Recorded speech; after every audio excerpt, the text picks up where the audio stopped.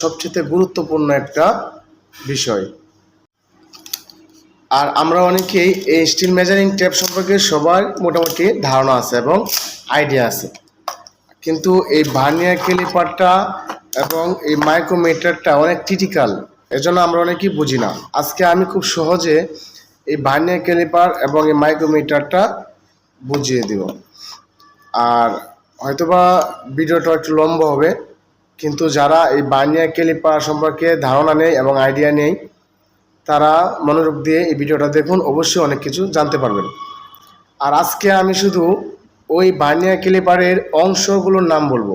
আজকে আমি ভার্নিয়ারে কি কি পার্ট থাকে, অংশ থাকে, এই অংশগুলো আমি শুধু জাস্ট নাম বলবো।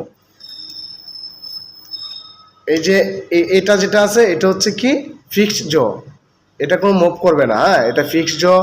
আর এই যে এটা হচ্ছে মুভেবল জ, এই যে এটা কিন্তু ফিক্সড, এটা কিন্তু ফিক্সড না, এটা কিন্তু মুভেবল মানে নাড়াচাড়া করে। এই যে আর এটা হচ্ছে ফিক্সড, এটা হচ্ছে মুভেবল।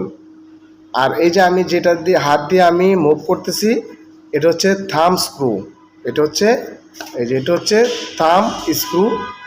আমি এটা এতটুকু আমি মেজারমেন্ট নেওয়ার পর আমি এটা লক করে ফেলবো, এই যে এটা লক করে ফেলবো, এটা আর এখন মুভ করবে না, হ্যাঁ এটা এখন মুভ করবে না।